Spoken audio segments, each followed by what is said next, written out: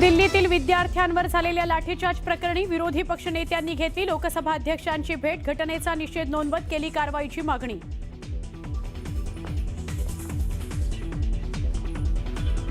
20 जुलै हा भारताच्या इतिहासातला काळा दिवस म्हणून ओळखला जाईल। संजय राऊतांची सरकारवर खरमरीत टीका।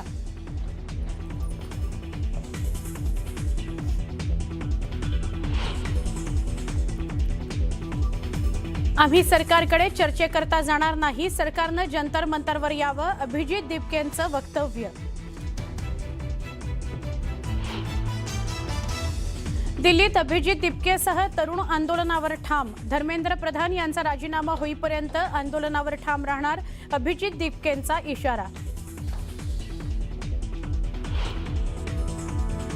तरुणांची ऊर्जा, धैर्य, स्वप्न आपण घडवू इच्छित असलेल्या भारताला आकार देतील। अभिनेते जिनीलिया आणि रितेश देशमुख यांचा सोशल मीडियावर पोस्ट करत विद्यार्थ्यांच्या आंदोलनाला पाठिंबा। मुख्यमंत्री देवेंद्र फडणवीस वारीत सहभागी होणार। वेळापूरमधून फडणवीस पायी वारी करणार, सूत्रांची माहिती।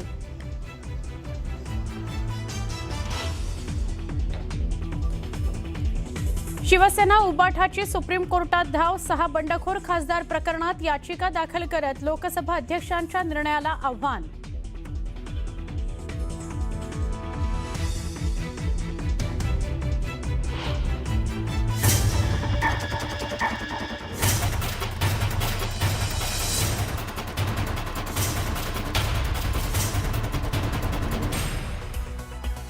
बुलेटिनमध्ये स्वागत। सुरुवात काही सविस्तर घडामोडींनी। नवी दिल्लीतले अपडेट आपण सुरुवातीला घेऊया। नवी दिल्लीमध्ये विद्यार्थी आज सुद्धा आंदोलनावर ठाम दिसतायत। दिल्लीमध्ये अभिजित दिपकेसह तरुण आंदोलनावर ठाम आहेत आणि जंतर मंतरच्या बाहेरचा जो रस्ता आहे तिथे आंदोलन सुरू केलेलं आहे त्यांनी। जोपर्यंत धर्मेंद्र प्रधान राजीनामा देत नाहीत तोपर्यंत आंदोलन सुरू राहील असं अभिजित दिपके म्हणाला। त्याचसोबत सोनम वांगचुक यांचंही उपोषण सुरू असणार आहे असंही दिपकेंकडून स्पष्ट करण्यात आलं। दिल्लीत ठिकठिकाणी आजही पोलीस बंदोबस्त चोख ठेवला गेलेला आहे। पोलीस छावणीचं रूप जंतर मंतर परिसराला आलेलं आहे।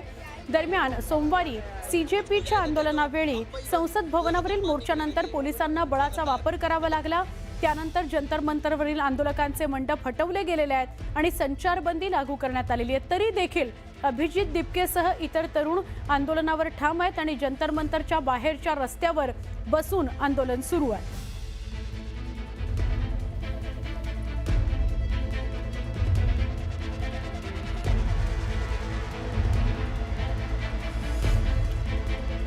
दिल्लीमध्ये काल आंदोलन करणाऱ्या विद्यार्थ्यांवर पोलिसांनी लाठीचार्ज केला। या लाठीचार्जवर सीजेपी संस्थापक दिपकेने संताप व्यक्त केलाय। सरकारला विद्यार्थ्यांची पर्वा नाहीये, ही लोकशाही नाही तर हुकुमशाही आहे असा आरोप त्याने केला। पोलिसांनी केलेल्या या लाठीमारामध्ये अनेक विद्यार्थी गंभीर जखमी झालेत। तर यापुढे आता आम्ही सरकारशी बोलणार नाही तर त्यांनीच जंतर मंतरवर येऊन आमच्याशी बोलावं असा इशारा दिपकेने दिलाय।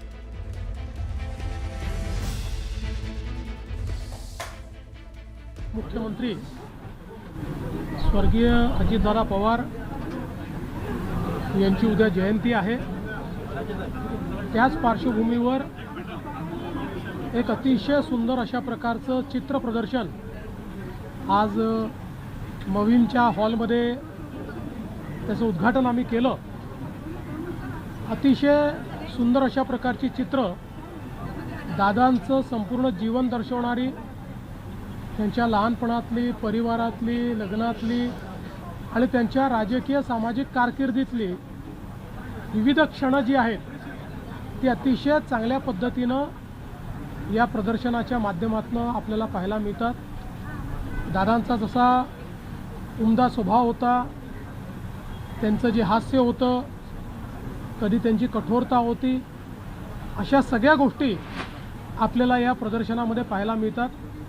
एकूणच हे प्रदर्शन पाहिल्यानंतर निश्चितपणे दादांचं व्यक्तिमत्व तर आपल्याला पाहायला मिळतंच, पण त्यासोबत अनेक आठवणी देखील या प्रदर्शनामुळे ताज्या होतात। त्यामुळे मी खरोखर या ठिकाणी अभिनंदन करेन ज्यांनी ही सगळी चित्र एकत्रित करून आणि इतकं सुंदर प्रदर्शन या ठिकाणी तयार केलं। आणि दादांवर प्रेम करणाऱ्या सर्वांनी हे प्रदर्शन आवर्जून बघावं अशा प्रकारचं माझं आव्हान आहे. दादांची उद्या जयंती आहे. उद्या कर्जमाफीची पहिली प्राथमिक यादी देखील येऊ शकते अशी एक माहिती समोर आली. या संदर्भात काय? प्रयत्न आहे की उद्या पहिली यादी जी आहे ती जाहीर व्हावी. आमचे सहकार मंत्री बाबासाहेब पाटील यांनी या संदर्भात प्रयत्न केलेला आहे आणि शक्यतोवर उद्या दादांच्या जयंतीचं औचित्य साधून ही यादी यावी हा प्रयत्न आम्ही करू. सर, सातत्यानं ठिकठिकाणी राज्यात आंदोलनं होऊ लागलेले आहेत.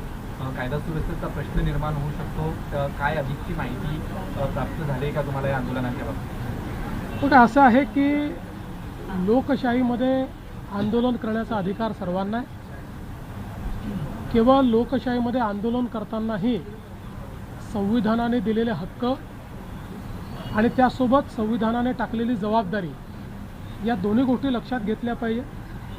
कोणीही परवानगी घेऊन आंदोलन करत असेल, शांतिपूर्ण आंदोलन करत असेल तर अशा आंदोलनाला परवानगी पण दिली जाईल आणि अशी आंदोलनं करण्याचा सगळ्यांना अधिकार आहे. जाणीवपूर्वक राजकीय अशांतता तयार करण्याकरता विनापरवानगी आंदोलनं करणे, हिंसा करणे हे मात्र कुठल्याही परिस्थितीमध्ये योग्य नाही.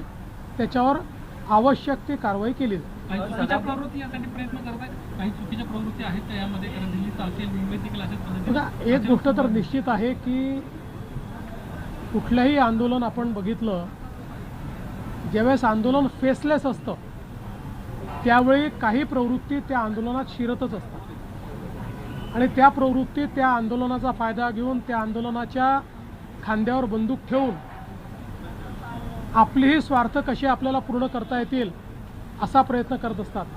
आता दिल्लीमध्येही जे आंदोलन झालं, अनेक राजकीय पक्ष त्यामध्ये आपली पोळी कशी भाजता येईल हा प्रयत्न करतायत.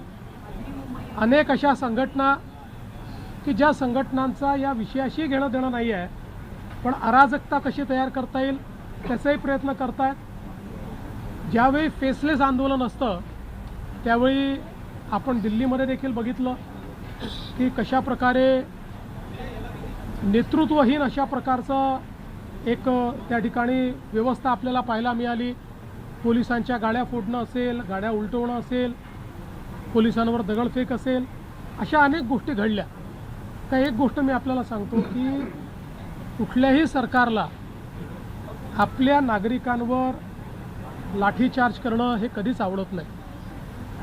पण काल आपण बघितलं असेल ज्या प्रकारची अवस्था त्या ठिकाणी होती, जर पोलिसांनी कंट्रोल घेतला नसता तर अनेक अनावश्यक अशा गोष्टी त्या ठिकाणी घडल्या असत्या.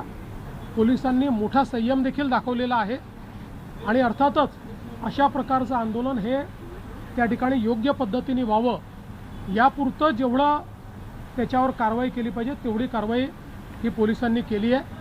मला असं वाटतं की याच्या खोलात जर आपण गेलं तर मी काही सगळ्या आंदोलकांवर त्या ठिकाणी कुठलाही आरोप करू इच्छित नाही.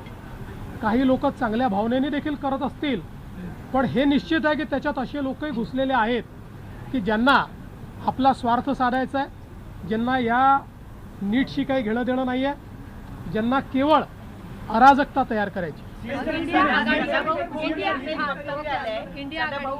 त्यांचे वक्तव्य आलंय. त्यांनी म्हटलंय की जंतर मंतरवर आंदोलन करणारे हे अतिरेकी आहेत आणि सदाभाऊ काय बोलले हे मला माहिती नाही. माझं मत असं आहे की मी पुन्हा सांगतो, आंदोलन करणारे काही लोक हे चांगल्या भावनेने करणारे असू शकतात, मला त्यांच्याबद्दल म्हणायचं नाही. पण हेही तेवढंच खरं आहे की त्याच्यामध्ये काही लोक आपला अजेंडा घेऊन शिरलेले आहेत हे मात्र स्पष्ट दिसत आहे. त्यातल्या अनेक लोकांना नीट काय हे देखील माहिती नाही, परीक्षा कधी झाली हे देखील माहिती नाही. ते आपापला अजेंडा त्या ठिकाणी सांगून राहिलेले आहेत. याचा अर्थ काय? याचा अर्थ असा आहे की सगळे काही एका दिशेने चालणारे, एका विचाराकरता तिथे आलेले नाही आहेत. हौशे नवशे गौशे देखील आपापला अजेंडा पूर्ण करण्याचा प्रयत्न करत आहेत आणि काही राजकीय पक्ष ज्यांना त्या त्या राज्यांमध्ये रिजेक्ट केलेलं आहे असे पक्ष यातून आपल्याला पुन्हा काहीतरी मिळवता येईल का असाही प्रयत्न करतात.